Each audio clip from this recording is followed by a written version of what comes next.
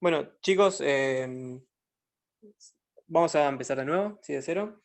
Vamos a empezar con lo que es la fluidoterapia. Si se escucha mal, me escriben por favor acá al chat y yo recalculo. ¿Está bien? Bueno, vamos a empezar con lo que es fluidoterapia, ¿sí? No necesitamos el PowerPoint, porque eso supone que ustedes ya lo vieron. Yo lo que quiero dejarles a ustedes son conceptos claros y qué es lo que nosotros queremos que ustedes incorporen y ustedes aprendan y que básicamente tienen que saber para el examen, ¿sí? Bueno, dentro de la fisioterapia, que es un capítulo muy amplio dentro de la anestesia, ¿sí? Ustedes tienen que conocer los siguientes conceptos. Primero, los conceptos de fisiología básicos que están en las diapositivas en cuanto a osmolaridad, ¿sí? A lo que es el plasma normal, a los compartimientos, ¿no? Del leak, del LEC. Este, eso no tiene mucha, no es más que repasar conceptos, ¿sí? Bien, en cuanto a los fluidos, ¿qué quiero que sepan ustedes? Quiero que sepan clasificarlos. Entonces, ¿cómo se clasifican los fluidos? En coloides y cristaloides, ¿no? Bien, los cristaloides eran aquellos, ¿sí? Que estas soluciones que cristalizaban, que sí que están compuestos básicamente por moléculas como el cloruro de sodio, por ejemplo, ¿sí? Que es la solución fisiológica normal. ¿Sí? Cuando ustedes vamos a quirófano, tengan el concepto que los líquidos son drogas. Así como pasamos propofol, bueno, un líquido es una droga. ¿Sí? Entonces, un líquido no se administra libremente a un paciente, ¿sí? Porque eso genera un daño si lo administramos mal. ¿Sí? Habrán escuchado seguramente hablar de las lesiones pulmonares por sobrecarga de volumen, ¿sí? Porque recuerdan eso del leak. Cuando nosotros hacemos un fluido endovenoso, tiene un objetivo hemodinámico. Por lo general lo hacemos para resucitar pacientes, que son pacientes que están hipotensos, ¿sí? Que junto con las drogas son los mecanismos que nosotros tenemos para mejorar la hemodinamia, ¿sí? Entonces, esperen un segundito, ahí está. Bien, cuando nosotros utilizamos demasiado líquido, ese líquido se va del intravascular, ¿sí? Por sus características físico-químicas, y se puede depositar en el espacio intersticial, ¿sí? O sea, en el LEC. ¿Sí? Eso va a generar un edema en todos los tejidos del cuerpo, ¿sí? Y se ve muy manifiesto, sobre todo en el pulmón. ¿Sí? Con hay edema pulmonar, después ese paciente posoperatorio suele tener una evolución peor que los pacientes con los cuales se tiene una fluidoterapia más restrictiva. ¿Sí? Antes, hace ya muchos años, yo no lo viví, de la anestesia, era como el concepto era, si el paciente está hipotenso, pasarle mucho líquido. Se le pasaba 2, 3, 4, 5 litros de solución fisiológica a los pacientes, ¿sí? Hasta que después fue investigando y se fue descubriendo que eso era malo, eso tenía malos resultados postoperatorios. Y se hicieron pruebas a los pacientes que se les pasaba poco líquido y más drogas, y se vio que esos pacientes les iba mucho mejor. ¿Sí? De ahí se empezó a estudiar mucho el tema de los líquidos, si son buenos, si son malos, ¿sí? Hay capítulos y capítulos escritos. Entonces, ¿qué es lo que quiero que sepan? Empecemos. Solución fisiológica normal, ¿cómo está compuesta? ¿Sí? Es cloruro de sodio, básicamente. Entonces va a tener sodio y cloro. ¿Sí? Va a tener más cantidad de sodio que el plasma normal, ¿sí? Va a ser un líquido tirando a hipertónico, ¿sí? Y nada más, no tiene potasio, no tiene lactato, no tiene nada más, ¿sí? Muy bien. Otro líquido que se usa muchísimo en quirófano es el Ringer lactato, ¿sí? El Ringer lactato, cuando se empezó a investigar todo esto de los líquidos, de qué pasaba y todo esto, se empezó a pensar, bueno, pará, si mi plasma normal es de determinada forma, si yo le paso un líquido que sea más parecido al plasma, va a ser mejor, ¿no? O sea, uno tendría a pensar que si yo al paciente le meto algo que es muy parecido a lo que él tiene adentro, debería andar mejor. Bueno, ahí se empezaron a crear las soluciones polielectrolíticas o las soluciones balanceadas, ¿sí? Que son soluciones que se tratan de parecer más al plasma humano, ¿sí? Dentro de los cristaloides lo que tenemos, lo que se utiliza, que es lo que hay, es el Ringer lactato, ¿sí? O solución de Harman. Bien, la diferencia que tiene el Ringer lactato con la solución fisiológica es que además de tener potasio y lactato, ¿sí? Que la solución fisiológica no tiene, es un poquito más hipotónico que el plasma, ¿sí? La cantidad de sodio que tiene, que es lo que te da la tonicidad del líquido, ¿sí? Es un poco menor, ¿sí? Bien, entonces tenemos estos dos paradigmas. Otro fluido que vamos a leer es la dextrosa. Y no solo lo vamos a leer, sino que vamos a ver que los pacientes vienen desde la sala con dextrosa colgando, ¿sí? Y entran al quirófano con un Baxter de dextrosa. Bien. La dextrosa como concepto, es agua libre. ¿Qué significa? Yo la meto adentro del intravascular y así como la metí, salió. ¿Sí? El tiempo que se queda dentro del intravascular es muy bajo y se distribuye a los tejidos periféricos. O sea que es agua libre. ¿Sí? ¿Y eso es bueno o es malo? Eso es malo. ¿Sí? ¿Por qué? Porque vamos a tener un efecto hemodinámico muy corto, o sea, el paciente va a aumentar la precarga de un modo muy corto y va a generar mucho edema periférico. ¿Sí? La única indicación real que nosotros tenemos de dextrosa es un paciente que está hipoglucémico. O sea, porque pasamos dextrosa, que es azúcar, ¿sí? Para subirle la glucemia a un paciente que está hipoglucémico. Después tiene alguna que otra indicación en algunos pacientes neuroquirúrgicos, una indicación media clase B, ¿sí? Que no está muy probada, pero en algunos pacientes neuroquirúrgicos, el neurocirujano te pide que le pases un poco de dextrosa para aumentar el volumen cerebral, ¿sí? Justamente por eso, porque hace edema, ¿sí? Entonces aumenta el volumen cerebral. Pero por lo general, la dextrosa no se usa en quirófano, salvo que sea un paciente hipoglucémico. Esto quiero que quede claro porque es importante, ¿sí? ¿Por qué pasa esto? Porque es solamente glucemia, solo glucosa, ¿sí? Hay varias presentaciones, pero no se tiene que usar como un fluido de resucitación, ¿sí? Bien, aclarado esto, perfecto, muy bien. Esos son los cristaloides que tenemos disponibles en quirófano, ¿sí? Entonces conozcan muy bien cómo está formado la solución fisiológica y cómo está formado el Ringel lactato, ¿sí? Bien, sepan que ante una resucitación de un paciente que está sangrando, por ejemplo, sea un shock hipovolémico, ¿sí? Un paciente que está sangrando, un paciente que tuvo un politrauma, lo que sea, lo que se hace es resucitar con cristaloides. ¿Sí? Una vez que pasa el momento agudo, se empiezan a pasar hemoderivados o algún coloide, ¿sí? Pero lo ideal es resucitar siempre con cristaloides, ¿sí? Si está disponible. Bien. Dentro de los coloides, ¿sí? Como habrán visto en las diapositivas, hay muchos, ¿sí? Hay varios mencionados. Existen más soluciones, pero ahí en las diapositivas están nombradas las más importantes. ¿Qué tienen que saber de esto? No me interesa que sepan la composición exacta de cómo está formado, sino que sepan más o menos qué tipos de coloides existen, ¿sí? Como concepto, un coloide es una sustancia osmóticamente activa, ¿sí? ¿Qué significa esto? Que si yo lo meto en el intravascular, el coloide se va a quedar adentro del intravascular, ¿sí? Y va a generar una presión oncótica, se llama, que son las presiones de las proteínas del plasma, que van a hacer que el líquido tienda a quedarse en el intravascular, ¿sí? O sea, hemodinámicamente tiene un muy buen perfil. Y por mucho tiempo, sobre todo cuando se empezaron a implementar, se pensó que era la solución al problema de la fluidoterapia. Después se vio que no es así, ¿sí? Em, pero bueno, los coloides que ustedes tienen que conocer son, uno, la albúmina, ¿sí? Que es una proteína humana, una proteína del plasma normal, ¿sí? La albúmina existe en todos nosotros, pero hay concentrados de albúmina que se pueden pasar a los pacientes. Otros son las gelatinas y otros son los almidones. El resto son soluciones que no están disponibles en casi ningún lado, que la verdad es que no se utilizan muy frecuentemente. ¿Sí? Pero sí, la albúmina, la gelatina y los almidones, sí, están detallados cada uno en las diapositivas. ¿Sí? Eh, Así que no hace falta que sepan la composición química de ninguno de estos fluidos, pero sí saber que existen. Y además, ¿qué consecuencias puede tener administrar mucho coloide a un paciente? ¿Sí? Lo que se vio como efecto adverso es que los pacientes que recibían muchos coloides tenían alteraciones en la coagulación. ¿Sí? ¿A qué dosis? Más de 20 mililitros kilo. ¿Sí? Esto traten de anotárselo, es solamente un dato muy fino, no es lo grosero. Lo grosero es clasificarlo, saber qué es una gelatina, qué es un almidón y qué es la albúmina.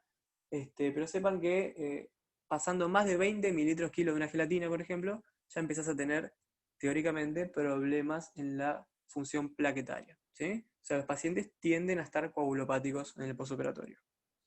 Muy bien. Bueno, después otra categoría de fluidos son los hemoderivados, ¿sí? A ver, los hemoderivados hay varios.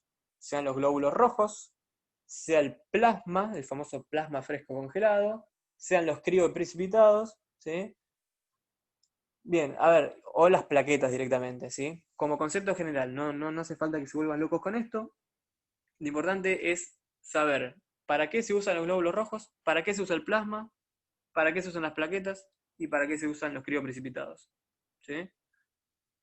Los crioprecipitados se utilizan cuando hay fibrinógeno bajo. ¿Sí? Cuando el fibrinógeno del paciente está bajo, después por ahí lo van a estudiar más adelante, el fibrinógeno es un elemento muy importante en la coagulación y se ve sobre todo, que lo vamos a enganchar en un ratito, con lo que es unas emergencias, en lo que es la hemorragia obstétrica. ¿Sí? Las pacientes embarazadas, por lo general, tienen más alterado el fibrinógeno. ¿Sí? Entonces, crioprecipitados igual fibrinógeno. Grábenselo así. Bien, por supuesto, los glóbulos rojos se le pasan a un paciente que está en shock hipovolémico por un sangrado. ¿Sí? El paciente que necesita sangre, además de resucitarlo con drogas y fluidos, se le va a pasar glóbulos rojos. Bien. El plasma. Bueno, el plasma está muy discutido, las utilidades que tiene, ¿sí? Pero ante un sangrado masivo donde uno va a pasar más de 4 unidades de glóbulos rojos, se recomienda pasar plasma también, si no se dispone de factores. ¿Sí? ¿Por qué? Porque el plasma tiene muchos factores de la coagulación. ¿Sí? Los glóbulos rojos son solo eritrocitos. ¿Sí? El plasma tiene factores de la coagulación. ¿Sí? Que cuando uno sangra se pierde todo, no solamente sangre, sino se pierde todo lo que va acompañando a la sangre. ¿Sí? Entonces, cuando hay un sangrado masivo, está recomendado pasar plasma también. ¿Sí? Bien, y las plaquetas se utilizan, por supuesto, para el recuento plaquetario. Cuando tenemos una plaquetopenia o un sangrado masivo también, se pasan plasma, rojos y plaquetas. Hay un protocolo que es 111, que se vio en trauma en la guerra en Estados Unidos, ¿sí? Se empezaron a implementar estos protocolos, que nada, demostró que tiene una mejor sobrevida. Pero bueno, tengan el concepto que los hemoderivados se pasan en base a qué está pasando con el paciente. Si el paciente está hipotenso porque sangró, se pasan glóbulos rojos. Si sangró mucho, se va a pasar además cosas que tengan factores de la coagulación, como por ejemplo el plasma y los crioprecipitados. ¿Sí? Pero bueno, esto es otro tema aparte, no es a lo que apunta la clase de hoy. Bien, entonces chicos, conceptos generales, los cristaloides, ¿sí? ¿Cuáles son? Solución fisiológica normal, Ringen lactato y el destrozado, ¿sí? Saber que el destrozado es agua libre y no está bueno pasarlo en quirófano, ¿sí? Conocer que la solución fisiológica normal es cloruro de sodio y nada más, no tiene ningún otro componente, y perdón, ahí está. Y que pasar mucho cloruro de sodio me va a generar una acidosis metabólica, hiperclorémica. Anótenselo. Acidosis metabólica hiperclorémica. ¿Sí? Es un efecto adverso de pasar mucho cloruro de sodio. ¿Sí? O sea, mucho oficio. Bien.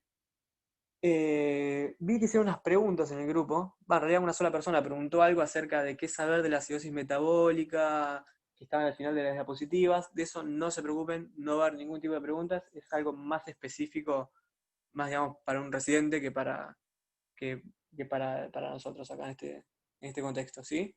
Así que no se preocupen por eso. Lo único, sepan que la acidosis metabólica hiperclorémica, ¿sí? Es un efecto adverso de la solución fisiológica. ¿Está bien? Perfecto.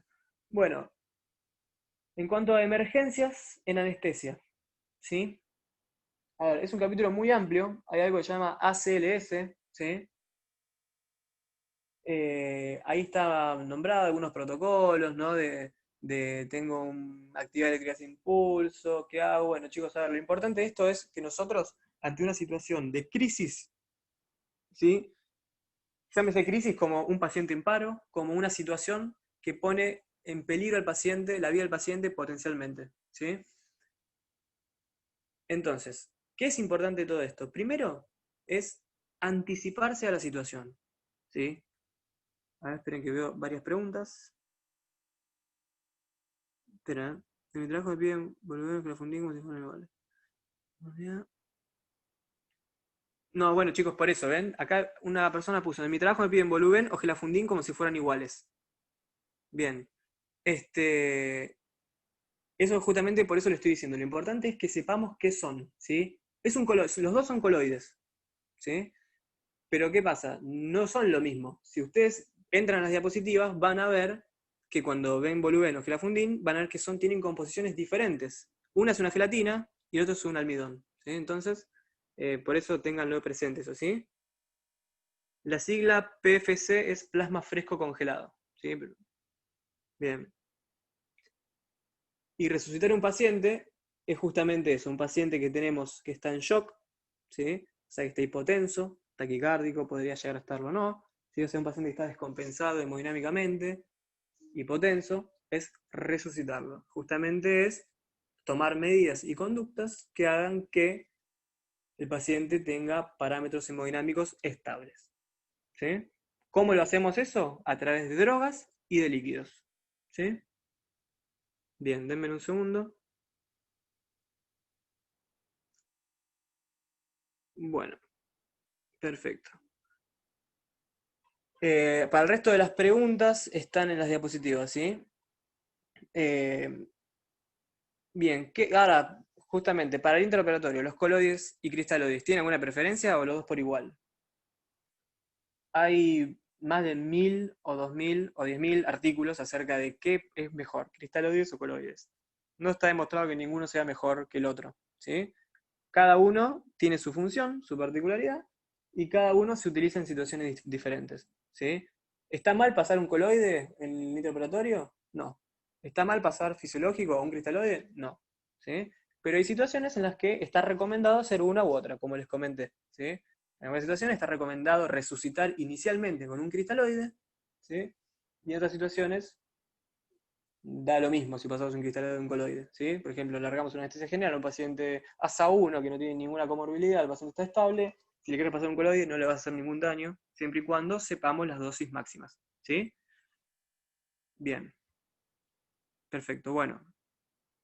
Vamos con las crisis, chicos. Lo importante de las crisis, no me interesa a mí que ustedes sepan cómo es el manejo y el algoritmo de un paciente en paro, que sepan qué hay que hacer, digamos, compresiones cuántas, ni digamos, qué drogas utilizar, no. A mí lo que me interesa es que ustedes tengan el concepto de que una crisis en anestesia, por lo general, se puede prevenir. Y si no se puede prevenir, se puede anticipar. A veces sabemos que un paciente se va a parar.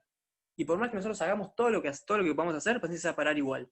Ahora, ¿cuál es la diferencia? ¿Estoy preparado para esa situación crítica, para ese evento crítico, o no estoy preparado? Si yo no estoy preparado, a ver, hay algo que se llama que dice que no hay que correr de atrás a los pacientes, hay que anticiparse, ¿sí?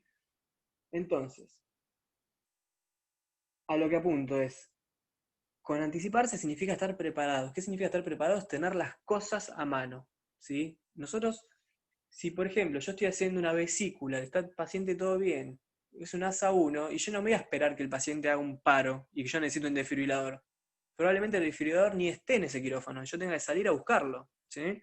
Entonces, anticiparse es tener preparadas las cosas para enfrentar esa situación, ¿sí? Hay algunas situaciones que están nombradas ahí en el PowerPoint, ¿sí? De las cuales yo quiero hacer énfasis en algunas. Una es la intoxicación por anestésicos locales, ¿sí? Otra es la hemorragia obstétrica y otra es un paro en quirófano de cualquier paciente, ¿sí? Bien, vamos a empezar por lo que es la intoxicación por anestésicos locales, ¿sí? Muy bien. Como justamente la palabra describe al cuadro, una intoxicación por anestésicos locales es una situación en la cual se produce una sobredosis o una inyección intravascular inadvertida de una solución de anestésicos locales, ¿sí? Que puede ser lidocaína, bupivacaína o ropivacaína, por lo general, que es lo que se utiliza en nuestro país.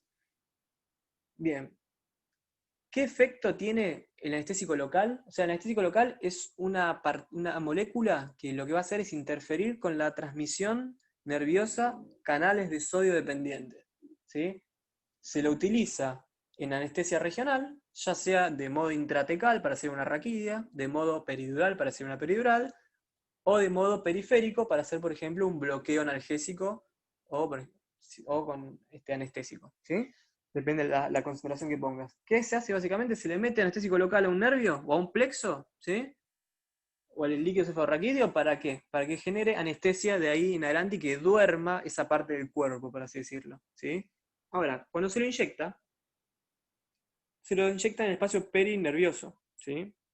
No se lo inyecta intravascular. Cuando usted, si alguno tuvo la oportunidad de ver un bloqueo periférico, ¿sí? Lo que se hace es, antes de inyectar, aspirar. No sé si lo vieron, ¿sí? ¿Por qué? Porque si nosotros metemos esa cantidad de droga adentro de un vaso, eso va directo a la circulación sistémica, ¿sí?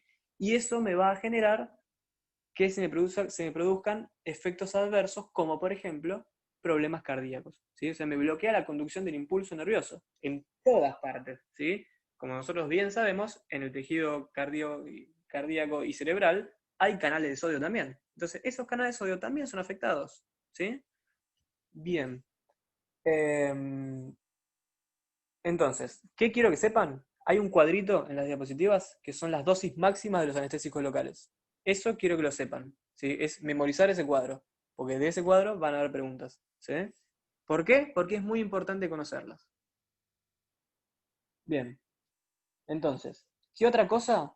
Porque esto puede pasar en la sala de recuperación, ¿sí? O sea, no, sí, por lo general no pasa dentro del quirófano. Esto pasa en la sala de recuperación, donde se hace el bloqueo, o se hace el bloqueo y el paciente queda ahí un ratito, ¿sí? Y este cuadro tarda unos minutos en aparecer, no es instantáneo. Entonces, es muy importante que cualquier persona que esté en quirófano reconozca y sepa qué está pasando con un paciente, ¿sí? Ustedes van a ver las diapositivas que hay una serie de manifestaciones, ¿sí? La primera manifestación que el paciente va a referir ante un cuadro de intoxicación por anestésicos locales es un sabor metálico y un ruido que se llama tinnitus, ¿sí? O sea, el paciente así que siente un ruido como un zumbido en los oídos y tiene gusto raro en la boca. Ese es el primer indicio de intoxicación por anestésicos locales. Esto es un cuadro progresivo, ¿sí? Después va a progresar, el paciente va a tener primero alteraciones neurológicas, ¿sí? Va a empezar a decir, podría hablar incoherencias, o va a empezar o a convulsivar directamente, ¿sí? Como hay al deterioro del sensorio, convulsiones, y después empiezan las manifestaciones más graves que son las cardíacas, ¿sí? Empieza con bloqueos y termina en paro, ¿sí?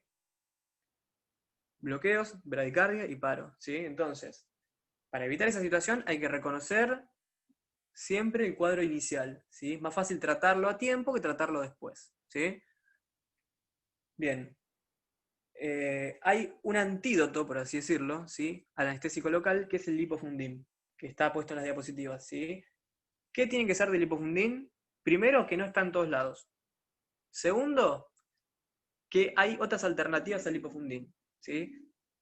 Hay, no sé si alguna vez alguien vio una solución parenteral, ¿sí? Que es una solución que se utiliza para alimentar pacientes por vía parenteral.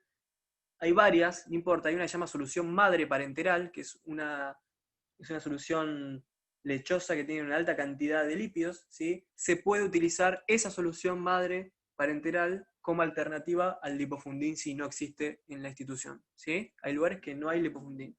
Bien, del lipofundin que tienen que saber las dosis y cómo pasarlo, ¿sí? Está ahí, está todo en las diapositivas, ¿sí? La dosis inicial de 1,5 y después la dosis de mantenimiento, ¿sí? ¿Está claro eso? Es importante. ¿Alguien tiene alguna pregunta sobre esto? Hágala ahora por el chat, así después nos volvemos atrás. Bien, perfecto. Bueno, vamos con lo que es el paro, un paro en quirófano cualquiera, ¿sí? Por X causa. Muy bien. Ante un paro, ¿qué es un paro? Significa que el paciente entra en colapso cardiovascular, ¿sí? O sea que el paciente está. Hay distintos ritmos de paro, no importa que lo sepan, pero básicamente sepan que el paciente, que hay que hacer algo porque si no el paciente se muere, ¿sí? El paciente, por definición, está muerto cuando está en paro, ¿sí? Bien, entonces, nosotros para abordar un paro tenemos que tener presente varias cosas. Primero, tiene que haber un líder. El líder, por lo general, debería ser el anestesiólogo, ¿sí? Pero aparte de un líder, tiene que haber gente que le responde y que sepa qué es lo que está pasando, ¿sí? No me interesa que sepan las causas médicas ni pero sí sepan por lo menos qué drogas vamos a necesitar nosotros tener para asistir un paro, ¿sí? Una es la adrenalina, otra es la amiodarona, otra es la atropina y necesitamos también tener un desfibrilador, saber qué es un desfibrilador, ¿sí? Porque por ahí te van a decir, vos encarate el desfibrilador y vos tenés que tocar el desfibrilador, ¿sí? Si no, nunca viste un desfibrilador, les recomiendo que si van a algún lugar, vean uno, vean cuál es el que está en la institución, porque son todos diferentes, ¿sí? Bien. Y otra cosa son elementos para el manejo de la vía aérea, ¿sí? Bien. ahí en la clase está lo que es de vía aérea, hay varios algoritmos, ¿sí? El que tienen que ver más es el del Vortex, ¿sí? Que es el que más se está utilizando hoy en día en quirófano, ¿sí? De hecho, la asociación dio un montón de carros de vía aérea del Vortex, ¿sí? Este, bien, entonces, sepan chicos que cuando hay una situación de paro, sea en quirófano o por ahí te llaman a quirófano, che, mira, hay un paro en la guardia, necesitamos que vengan a dar una mano, lo que hay que tener presente son estas drogas, ¿sí? Eh, y los elementos como el desfibrilador y los elementos para el manejo de la vía aérea, ¿sí? Muy bien. Después, uno puede pensar ¿sí? en qué es lo que llevó al paciente al paro, pero eso es demasiado específico, me parece que no excede un poquito al tema de la clase. Pero bueno, con que se queden claros con este concepto, que tiene que haber un líder y tiene que haber gente que asista al líder, que esté capacitada y que entienda lo que pasa, me alcanza, ¿sí? Las drogas del paro, sí. Amiodarona, adrenalina, la principal, la adrenalina, la atropina. Esas son las tres drogas que no pueden faltarnos ante una situación de emergencia, ¿sí? Perfecto. Bueno, hemorragia obstétrica, chicos. La hemorragia obstétrica, ¿sí? Es una situación muy frecuente que pasa y potencialmente mortal. ¿Sí? ¿Qué es una hemorragia obstétrica? Es una hemorragia que se produce en el intra o en el posoperatorio de una embarazada. ¿Sí?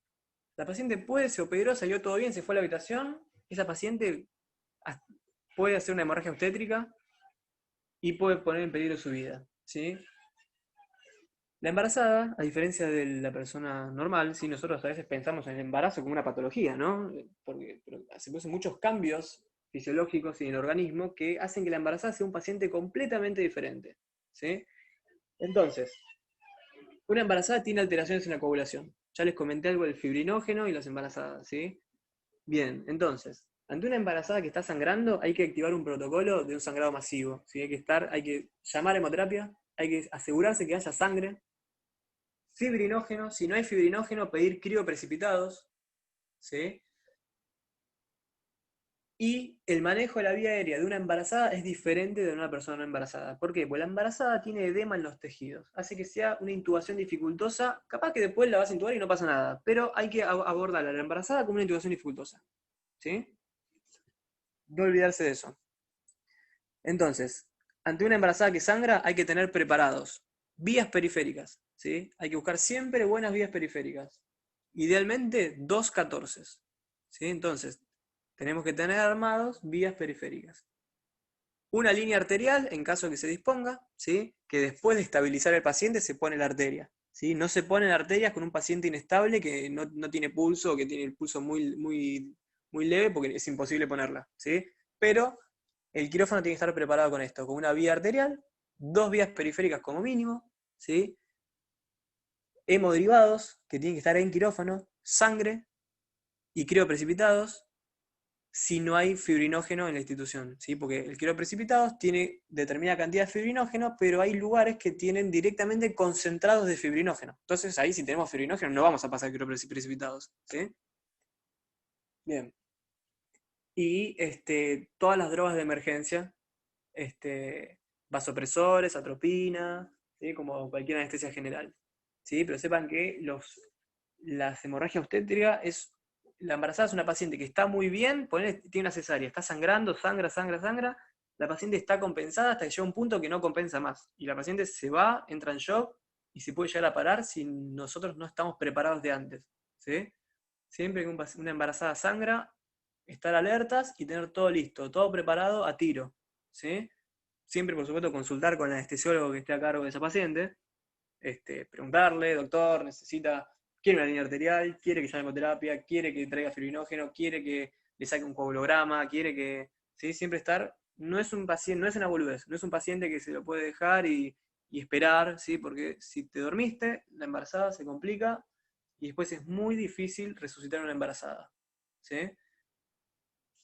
Bien, entonces, dentro de las crisis, eh, cualquier crisis de vía aérea, chicos, yo no me interesa que ustedes sepan el protocolo, ni los pasos a seguir, pero sepan que tienen que tener dispositivos super, como todo lo que hizo el Vortex, ¿sí? O sea, dispositivos supraglóticos, o sea, máscara facial, una máscara laringea, cánulas de Mayo, dispositivos para intubación, ¿sí? En el carro de Vortex que dio la asociación hay videolaringoscopios, hay laringos articulados, pero bueno, en caso de que no se disponga de este carro, que ahí tenemos toda mano, tenerlo presente, ¿sí? Lo mismo que les comenté la otra vez, de armar la mesa de anestesia con la cosa de vía aérea, tiene que haber una máscara facial siempre en quirófano, tiene que haber corrugado siempre en quirófano, tiene que haber una máscara laringe en quirófano, tiene que haber una cánula de Mayo en quirófano, ¿sí? Ahora con el tema del COVID, estamos haciendo las cosas diferentes, ¿sí? La sigla ACLS es una sigla en inglés que es Advanced Cardiovascular Life Support, ¿sí? Que sería soporte cardiovascular avanzado, ¿sí? En el Power, creo que sí, chicos, está lo de hemorragia obstétrica, ya se los recontra confirmo, pero si no está, ténganlo presente porque es una de las emergencias de anestesia, ¿sí? Denme un segundito, porque está enumerado, si mal no recuerdo. Bien. Está puesto, bueno, está puesto bloqueo espinal total, sí, sí, está bien. Pero ténganlo presente. Y otra palabra más de bloqueo espinal total, ¿sí? Que es otra consideración con las embarazadas, justamente, ¿sí? Es que después de que se hace una raquidia en embarazada, hay que estar más atentos, ¿sí? Porque además de que se va a hipotensar y la paciente empieza a vomitar, lo van a ver con anestesia regional, ¿sí? Hay una complicación que es un bloqueo espinal total, esto es más de regional, ¿sí? Pero bueno, si está en el Power, por lo menos lo mencionamos, ¿sí? ¿Qué es lo que pasa? Que el bloqueo es muy alto y en vez de tomar hasta T10 o hasta T4 como toman habitualmente, lo que hace es te bloquea el tronco del encéfalo, ¿sí? Te hace un bloqueo espinal total. El bloqueo espinal total, la paciente deja de respirar, entra en colapso cardiovascular, se hipotensa, se choca y se para, ¿sí? ¿Qué es lo que hay que hacer? Es básicamente dar soporte hemodinámico. O sea, es abordar la vía aérea, por eso les comentaba todo esto de la vía aérea de las embarazadas, abordar la vía aérea, ¿sí? Ventilación mecánica y drogas vasopresoras o inotrópicos, depende de qué necesite, ¿sí? Sería básicamente una anestesia general con un paciente que va a requerir durante las próximas 3 horas, que es lo que dura la raquidia, soporte hemodinámico, ¿sí? Pero bueno, nada, ténganlo presente que es una complicación que puede existir, ¿sí? Lo van a ver mejor igual cuando vean obstetricia o algo regional por ahí, ¿sí? Bien, en cuanto a hipertermia maligna, miren chicos, la hipertermia maligna, eh, con saber lo que te dice el PowerPoint, alcanza y sobra, es una entidad muy clásica dentro de la anestesia, rarísima, rarísima, ¿sí? Y sí, chicos, de embarazada está lo del bloqueo espinal total. La hipertermia maligna, con saber, chicos, que hay una droga llamada dandrolene, que es una droga que es difícil de preparar, que hay que verificar que existe en farmacia, que por lo general se comparte la dosis con otra institución, ¿sí? Con eso eh, alcanzaría. A ver, saber las dosis de androlene, y sí, no está mal saberlas, no se van a preguntar eso en el examen, ¿sí? El cuadro de hipertermia, reconocerlo, es un paciente, básicamente el primer signo de un paciente dormido que tiene hipertermia maligna, la capnografía empieza a subir un montón, ¿sí? Se pone taquicárdico hipertenso, la calzodada empieza a virar, ¿sí? Porque hay mucha producción de dióxido de carbono, es un estado hipercatabólico, ¿sí? Es por una predisposición genética que tienen los pacientes, ¿sí? Y es desencadenado por drogas que hacemos en quirófano, ¿sí? Los halogenados, o sea, los inhalatorios, la succinilcolina, ¿sí? Son los fármacos que van a predisponer que si un paciente tiene predisposición genética a eso, puede generar un síndrome de hipertermia maligna.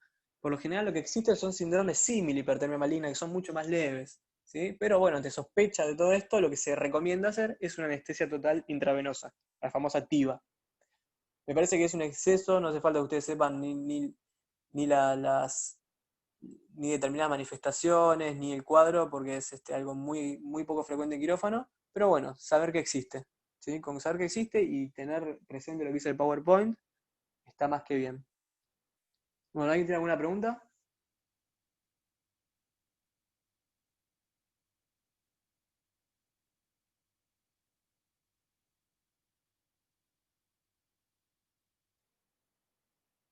¿Nadie tiene ninguna pregunta? Bueno, eso es todo, chicos.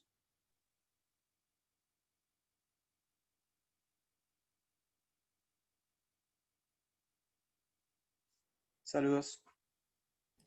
Gracias, Juan. Hasta la próxima. Hasta la próxima.